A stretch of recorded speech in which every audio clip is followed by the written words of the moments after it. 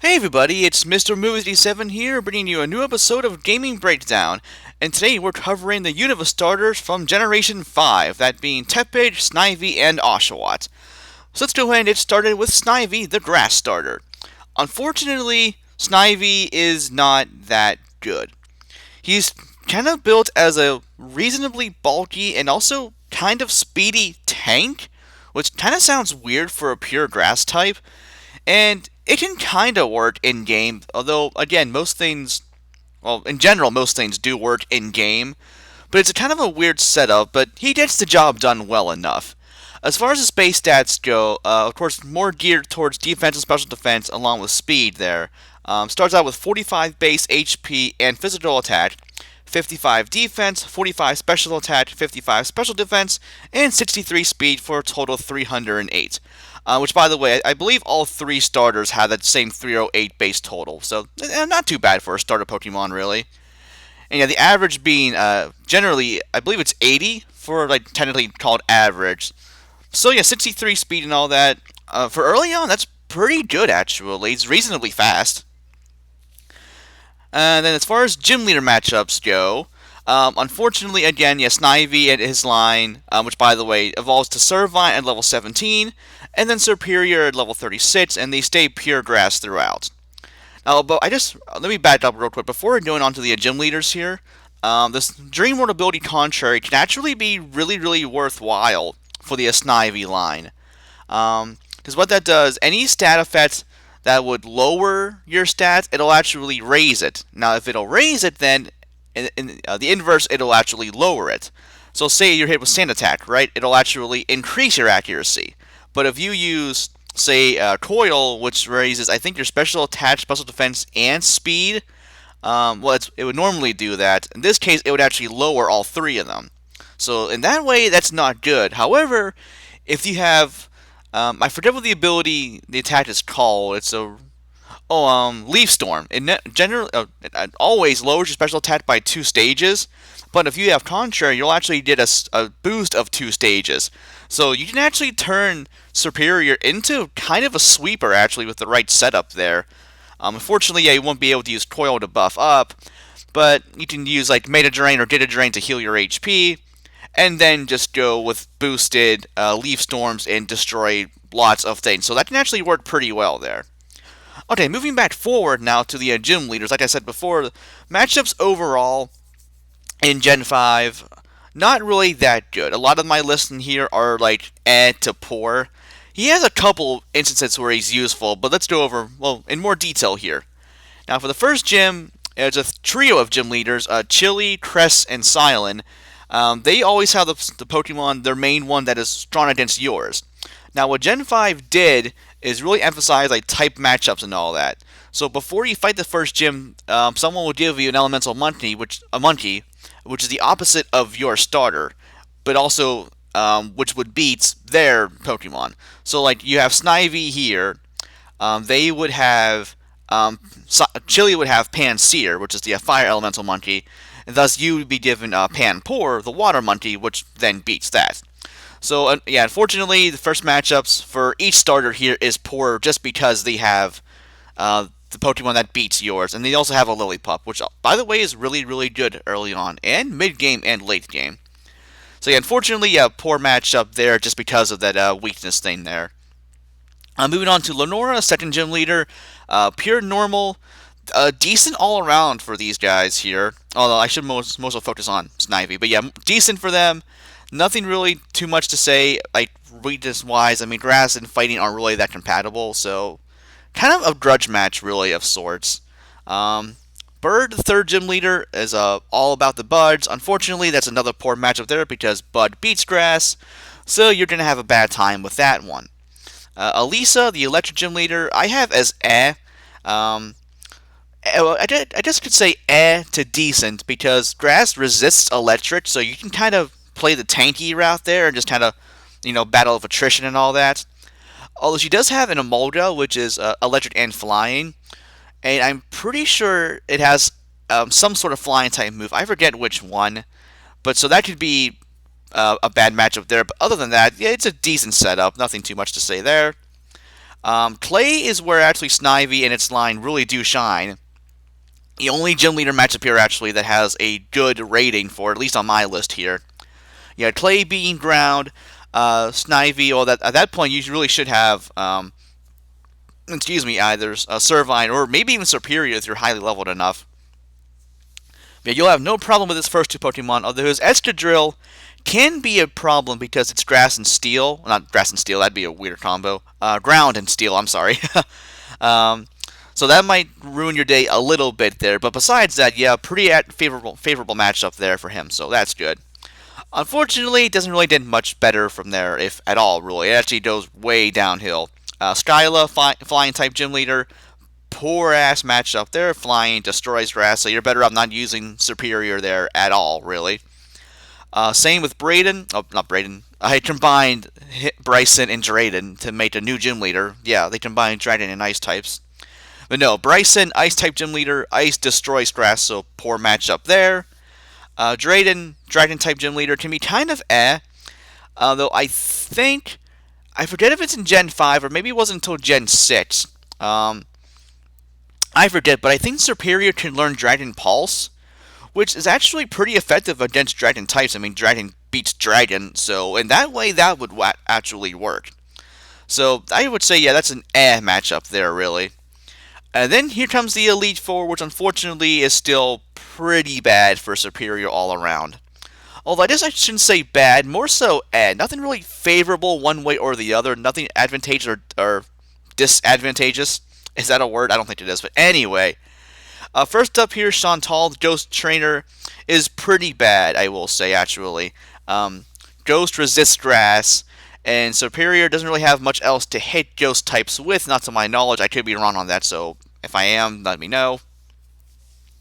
Grimsley, Dark type Trainer, pretty decent overall. I think he has a Crocodile, which is ground and dart, so Superior can at least beat that. Other than that, yeah, kind of overall. Grudge match, again, really, with this line. Yeah, Caitlyn, Psychic type, again, you're going to be hearing this a lot with Snivy. Snivy is decent, but nothing outstanding, really, so unfortunately, Unova is also not really kind to him at all. Last Elite Four member of Marshall, Fighting type Trainer, again, fighting in grass, you know the drill, not really that compatible. Superior might be able to learn some form of flying move, perhaps, to beat them. So, I could be wrong. I'm really just guessing, to be honest. So, yeah, again, Battle of Attrition.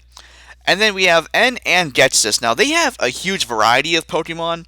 So, for all three here, for Snivy, Tepid, and Oshawott there, in their evolutions, I have them all as just as in they'll have some favorable matchups, some kind of balance out matchups, and then some unfavorable matchups. So there's that. So yeah, overall, yeah, Snivy can kind of work as that reasonable, bulky, and speedy tank with Mega or Data Drain, boosted with Coil, and then just go from there. And unfortunately, though, you'd think being a grass type, he would have better special attack than just 45 base and then subsequent whatever for the evolutions there. But I mean, with Coil, you can stand to hold out in battle to boost up for a couple of turns, and then sweep that way, which generally works in game because, well, just about anything works in game again with enough time and effort put into it. So, yeah, Snivy in its line, yeah, overall decent, nothing too fantastic overall, but he gets the job done if you need a solid grass type there. But for me personally, I would much prefer using, say, like a Leavanny. I personally love that thing. It's Bud and Grass, so it has a 4 times fire weakness there, but I just more so prefer it over Snivy and all that. But that's just me. Okay, anyway, moving on to Tepid, the fire Pokemon. Starts out as pure fire and then evolves into fire and fighting once he, evolves. First to Pidnight at level 17, and then Emboar at level 36, and then he picks up fire and fighting as Pidnight, and then it retains it from there. Tepid is going to be your bulky, heavy hitter here. Highest base HP and physical attack. Everything else is pretty decent, like to average for the most part later on. But yeah, 65 base HP, 63 attack, and then 45s across the board for defense, special attack, special defense, and speed for a 308 there. Now, unfortunately, Tepid doesn't really get that many good fighting moves, at least not right away, when he gets to Pit Knight and Embor there. Now, I believe he can relearn Brick Break, but you would need, I think, a good handful of battle points from the battle arena or battle subway or whatever. So it would be highly recommended to learn that, because otherwise you're stuck with, I believe, arm thrust for quite a while. And while arm thrust is decent, it can hit 2 to 5 times. The hits are generally rather weak. But yeah, that would be your main fighting attack for a long time. So you'd probably be in your best interest to relearn Brick Break there. Well, anyway, as far as gym leader matchups go, a little bit better overall than the Snivy line. Unfortunately, yeah, with Crest, the water gym leader, the first one there, again, poor because he has the water monkey, but then you would have the grass monkey. That'd be Pan Sage to beat that. So besides that, yeah, it's not bad. Lenora here, normal type. By then, you should have Pig Knight, and you should also have Arm Thrust, so he will destroy that gym actually, with her being pure normal. Just go Arm Thrust, Arm Thrust, Arm Thrust, and you should be fine. Bird also is a good matchup here. Fire destroys bugs. I think you would only have... I think you have Ember. That Tepid's first fire move? I'm pretty sure it is, yeah. Either that, or I think also you have Rollout, so either of those would be fine. So yeah, Pig Knight will destroy that gym, no problem. Lisa, pretty decent overall. You can use Rollout against her Emolga for some good damage there. At that point, if you have Dig from the TM, that would work as well. I'm pretty sure Pig Knight can learn that. So that would work well enough for the electric types there. Not against Emolga because it's immune to ground. But besides that, yeah, not bad overall, really. Clay is a poor matchup because ground beats fire. Although, with being part fighting, you would actually only take normal damage from ground-type moves, because I think fighting resists ground, I'm pretty sure. I could be wrong on that, but yeah, I'm pretty sure you'd only take normal damage there. So that wouldn't be a terrible matchup. Excadrill could be tricky.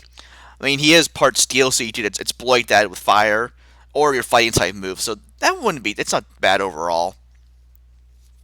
Skyla, again, is a poor matchup here for poor Tepid because flying beats fighting. Rollout could work to some degree if you don't die beforehand, but besides that, yeah, poor matchup, go another route. Bryson's a good matchup here. Fire destroys ice. Same with rock. I never really got why rock beats ice. I have no idea, but it always has since Gen 1, I think, so there's that. Drayden is pretty across the board. I don't think Embor learns any dragon-type moves to exploit weaknesses. So that would just be like a battle of attrition there, really. The Elite Four for Pig Knight and his line, not too bad overall, actually.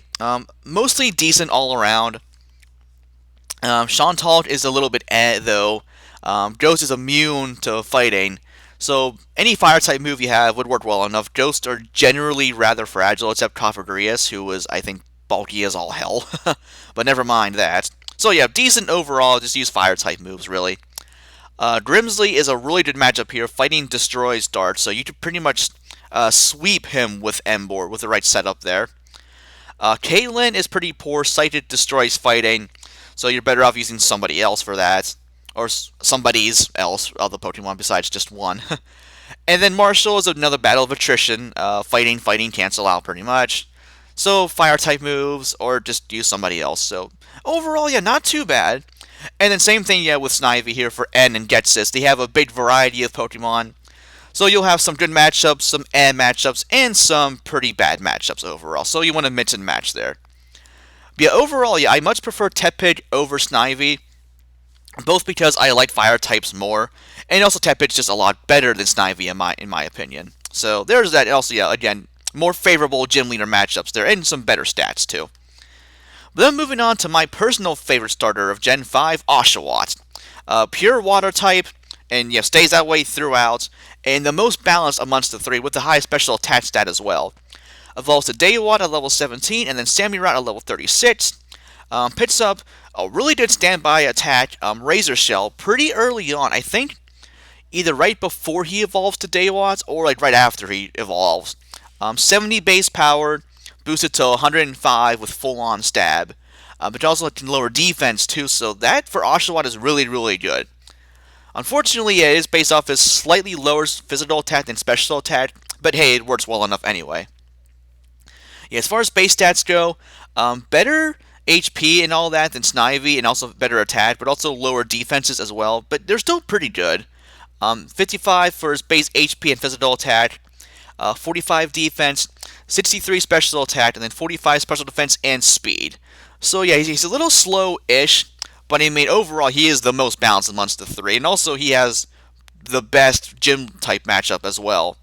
A few good ones here and there. A lot of them are decent to like average, but that's good because he's not really ineffective anywhere for the most part. There's a few instances he is, but by and large he can do pretty well against most things, so that's good for him. Yeah, for Silent, first gym leader, poor because damn grass elemental monkey. They're not even that good. Those monkeys. They give it to me. They give them to you so early on for like the first gym, and then after that, I mean, they're just not that good. So they're like bastardized starter Pokemon, really. Yeah, Lenora is eh. At that point, you should have Daywad and Razor Shell, so you can just spam that, and you'll be fine. Bird, Bud, eh. Bud and Water aren't compatible, but still, battle of attrition. I'm using that phrase a lot today, but a lot of these kind of just are. And I'm more so focusing these on like if you were just soloing the gym here, which well people have done solo starter runs before. Hell, I'm doing one right now. But I mean, yeah, you want of course want to use something that's more suited, but whatever. Anyway, not a big deal. Um, Moving on to Elisa, pretty much the only poor matchup here because electric beats water. And thankfully, there's no grass gym leader besides Silent. That's only the one instance there. So other than that, yeah, there's only poor matchups there throughout the entire game, really. Clay, he destroys. At that point, I don't think you have Surf yet, unfortunately. You don't get Surf until after you beat Clay, I'm pretty sure. Which really, really sucks because that would really help against him. Although you have Razor Shell, so that'd be more than enough to kill him, really. So that's a good matchup there. The next few here, actually, my entire list here is all eh. And I don't mean eh as in bad, I just mean eh as in, like, average, like, nothing favorable or bad, really. For Skyla, you might have Ice Beam, the TM for it at that point, so if you do, give that to Samurott, and then that'll destroy Skyla at that point. Although that's based on if you have Ice Beam. I forget when you get that. I haven't played through Gen 5 in a while, actually. I really should. I love those games, by the way. Black and White 1, Black and White 2 were fucking awesome. Let's see. Braden Ice is kind of eh. I believe Ice resists water, so you have to do just normal attacks, like if you have Edge Scissor or Cross Scissor, whatever it's called, or Slash, that'll work well enough there. Drayden, if you have Ice Beam again, that'll destroy him. Otherwise, it's just an eh matchup. Dragons, from what he has, they're pretty fragile, I believe. So you can go ahead and just use like Slash and you should be well enough off. The Elite Four, they're all eh across the board to be honest. Yeah, Chantal, Grimsley, Caitlyn, Marshall. Pretty much you can just stand to use Surf on almost everything there, and by and large you'll be fine. Just yeah, Surf is pretty damn good, and none of their Pokemon resist it. I don't think they have any like part water types at all. So there's that. So again, here's that phrase, battle of attrition. Just grind them down with Surf and heal when needed. That's pretty much all you need to do.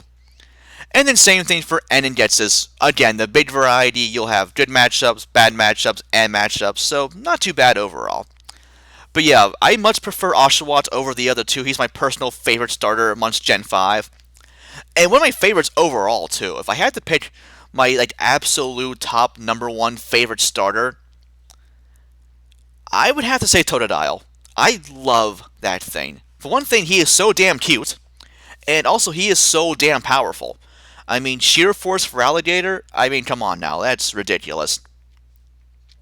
So yeah, my overall opinion for Gen 5 as in which starter is the best, definitely Oshawott. Not only because of his good stats and also favorable gym matchups, but also water Pokemon, at least in Black and White 1, weren't very common. I know they fixed that in Black and White 2, they made a lot more available, but pretty much if you didn't choose Oshawott in Black and White 1, you would be without a water Pokemon for a decent while, or at least a good one. I mean, you could just get Japan Poor, which would work well enough. But I mean, that's just really only a temporary fix until he finds something better. But yeah, I would say in not Gen 2, for Black and White 2, it's a little more balanced out between Oshawott and Tepid because you have more water Pokemon available. So you could get by without choosing Oshawott and then just going a different route there. But I still think, at least for Black and White 1, which is more so what I'm focusing on for this video, Oshawott wins the day over Tepid, and then Tepid wins out over Snivy. Just, well, of course, fire beats grass, and also Tepid's just better overall, really. So that'll settle that. Now, one thing I wanted to mention too, as far as this series goes, this will actually be the last one I do for a little while. Mainly because I want to focus on Final Fantasy V and Pokemon Gold. So Wednesdays will now just be either Final Fantasy V or Pokemon Gold, whatever is up for that day. I want to get really focusing on those. I would like to have those maybe speed up the process a little bit there, speed up their progress and all that too. And also, as far as quick updates, that PS2 video I did the other day kind of finagled on my schedule here. This will still go up today as normal. Final Fantasy V will be up for tomorrow. Pokemon Gold, I'll do that on Friday now. And then I have another video, a test video, for the Nintendo DS that'll go up on Saturday there. So that takes care of that. Excuse me. So that, guys, this has been Mr. Movies 87 signing off. Hope you enjoyed. Have a great day, and thanks for watching.